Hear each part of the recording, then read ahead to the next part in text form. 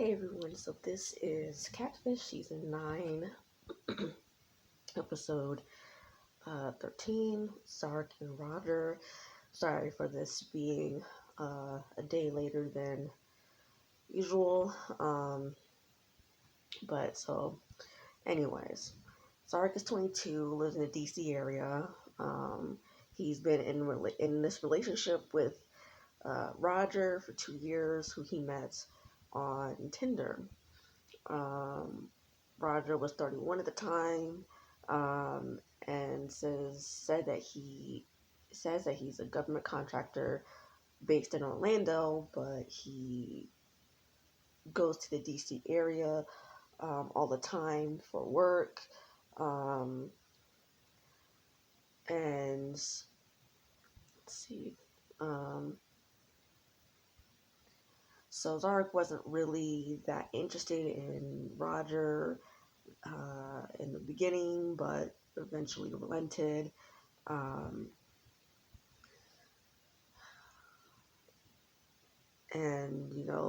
as per usual, they talk on the phone, text all the time, but they haven't met in person. So, and according to Zark, he realized that Roger hasn't been in the DC area since the week they matched on Tinder, even though Roger claims he's there all the time for work. So they send Zark a text saying, please come to the Zoom call. And as they're waiting, Jamie's like, well, Roger is married to a woman. I can feel it. So essentially is what she's saying. So Nev sort of makes this comment before Zark comes on that they've had people who come on to the show claiming that they are a contractor for the government, because everyone knows that if you're a contractor for the government, you can't be having all these social media profiles like Instagram and Facebook and Twitter and stuff like that. So, or if you do work for like the government, like say a senator or something, they usually have like a management team for that. They don't really allow the person who is in office to actually run the damn shit. I mean, kind of different with specific people, but yes. Anyways, Zark gets on, and he says when he came out as gay, his friends suggested that he go on Tinder. So when he went on there, he matched with Roger. Like I said, at first he didn't really get into Roger because Roger was making all the first moves and stuff like that. But then he started talking to him, and at first Zara questioned why Roger didn't have any social media, but then stopped asking why and stuff like that. So he admits that they actually FaceTimed a few times, and but the thing is, he couldn't see Roger's face. He saw pretty much everything from like the nose down. So, and the reason why is because Roger supposedly had cancer. And at this point I was thinking like, you know what? Yeah, they always say they have cancer. Like either they themselves have cancer, or their family members have cancer, or their friends have cancer, or like a very close has cancer, something. But usually someone always has cancer, whether, like I said, whether it's them, a family member, or a friend. So it's like at this point I was thinking like, you know what? That's just a ruse to say, the reason why is to not get on video chat. So Zark shows them pictures of Roger, and in one of them, Nev notices the wedding ring, to which Zark's like, I've never noticed that before. I'm like, how do you, a wedding ring on the left hand. It's on the left hand here. How do you not notice? That is something that is big. I mean, if it's on your ring finger, that's one thing. But it's actually on his left ring finger. How do you not catch that? That's something that would stick out to me. I'm like, that's weird. He has a wedding ring on his finger. I mean, I know he's 22. I know he's 22, but man, critical thinking goes out the window when you're that age. I'm just saying. I mean, this is when you're supposed to be in college, but like critical thinking really goes out the window during this age. I really does. Because if it was like someone who's 25 years old or older, there's no way they would not be questioning why there's a ring finger on your finger in your in the picture that you sent me, and you're claiming that you're single. Like, no, there's no way someone who's 25 years old or older would not have questioned that. No way. Anyways, so then Cammy is like, well, before we get on the Zoom call, the first thing I thought of when we read your email was that Roger is married to a woman. So Zark gets off. They start their investigation, and as per usual, they started with the pictures and don't find anything. So they run his phone number and find the name associated with it, uh, which is Roger Casanova. Okay, so they go to Cash App, put his number in, and find an account with the name Roger Dat and a username underneath it. So they look up the username on Instagram, and they get a hit. They get uh, profile with the exact pictures that Zark has for this Roger guy. So they look at the pictures and on the profile, and they're noticing, like,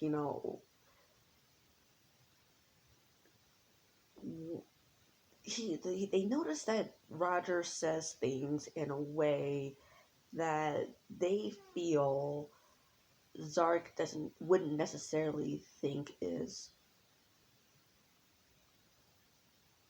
okay to say. Um, I I mean, I am not gonna repeat them. First of all, second of all, I didn't write them down to want to repeat them. Um, so yeah. So as they're scrolling through his pictures, they find one comment from a woman and decide to send her a message through Instagram. So she replies back and says, "Well, I can talk on the phone." So they ask her, have you known Roger long? And she's like, "Yeah, I've known him for a while now, like several years it seems like." And when we first met, we would hang out with me, him, and his wife. And Cammie's like, "Yes, see, I called it." Like, um, and so they ask her, does he work as a contractor for the government? She's like, as far as I know, he's never had a job like that. He currently doesn't work in a job like that. Um, and she's not comfortable saying what he actually does. Um, they ask her, how long has he been sick? Or if he's sick with cancer or was sick with cancer. He's like, as far as I know, I don't know that he's ever been sick with cancer, but she did admit that the last time that they spoke has been a while. Well, what's a while? Was it like 3 months, 6 months, a year plus? What? I mean, a while could be anything to people, or could mean anything to people. So to say, well, I haven't spoken in a while, but not clarify how long a while has been, I mean, I guess that one would assume it's been longer than a year because uh, Roger told Zark that he's been diagnosed with cancer within the past year. So I guess so she gets all, or she puts them on hold and stuff like that. And when she comes back, suddenly her boss is calling her to go back to work. So goes to the next day after that. They get Zark in the Zoom call and tell him everything they found. Um, so once they do that, they are like, the only thing that we can really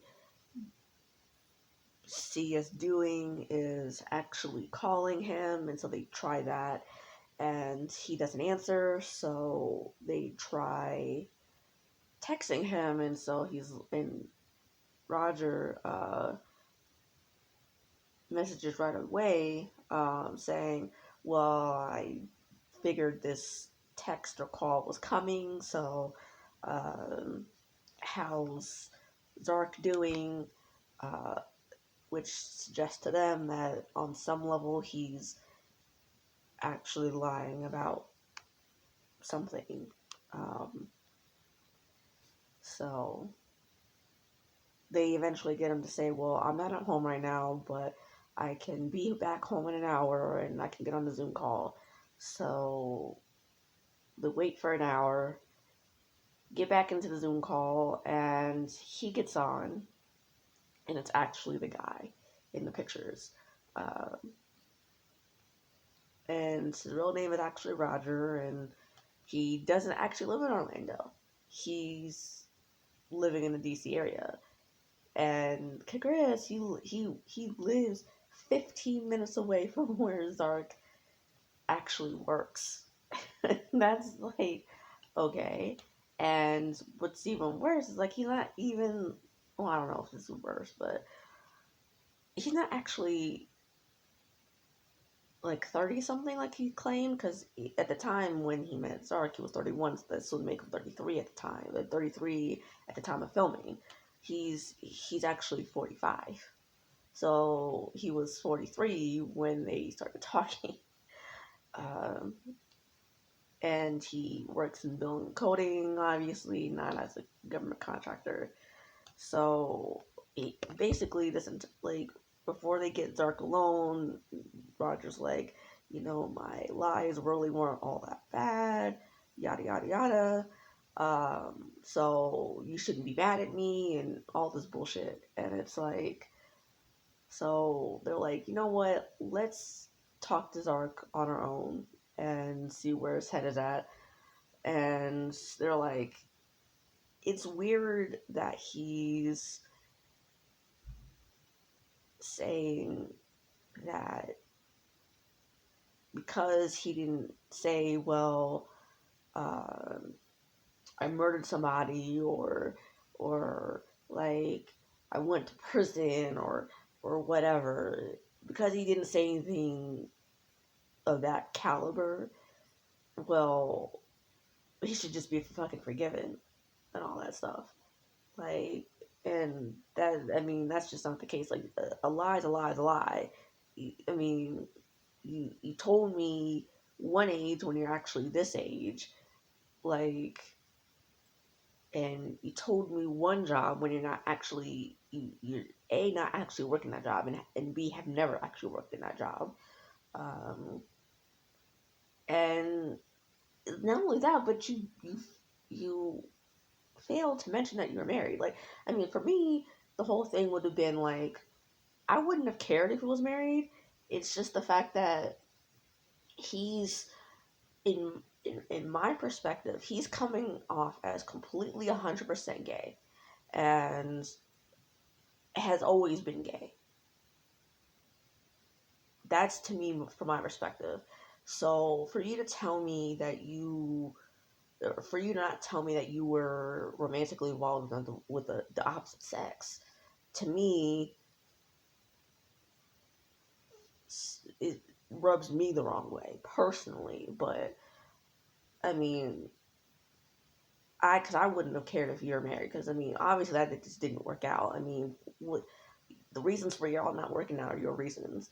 you don't have to tell me about that, because as long as it doesn't have to do with the fact that you cheated in your previous relationship, I don't really care that you were married, okay? Just or that you murdered somebody or raped somebody or something.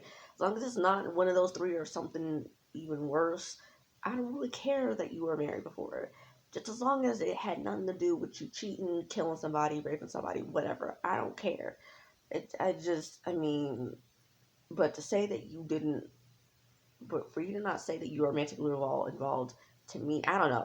That maybe it's just me and my crap or something. I don't know, but anyway, so they get Roger back in from the waiting room, and so Zark's like, well, how do you really feel about me? And do you actually love me? And Roger's like, yeah, I do, and all this crap. And so after filming's ended, Zark didn't answer Roger's text messages for weeks and weeks and weeks or whatever before he finally went on the first date with him. And anyway, I just couldn't be bothered. I really wanted some crap to go down to this particular episode. I'm like, it seriously, I've noticed this pattern. There's a messy ass episode, and then it gets to being dull as hell and boring and shit, and then it gets to be messy and then dull and boring as hell, and then maybe it's messy for 2 weeks in a row, and then maybe it's like dull as fuck for the next 3 weeks. It goes like that, and it's just like, uh, I don't know. So anyway, I thought that this Roger person was someone that Zark knew, and or something. I thought so, but I was wrong. So anyway, so next week there's this Brittany woman who is talking to a guy's name, or a guy we don't know what his name is, uh, who gives her care packages. But the thing is, he has her go to his house, or supposedly his house, to pick up these care packages. Uh, and I'm just like, girl, are you serious? You're going over to this guy's house that I assume you never video chatted with, and possibly not even talked on the phone with, like actually speaking to him, not texting him, and you're going over to his house. Girl, why? I don't know. That's weird to me. So we'll see what happens next week. I'm not going to give any predictions this time because, because I gave a prediction for this week's episode and it was just all around not even right. So, with that, I'll see you guys next week.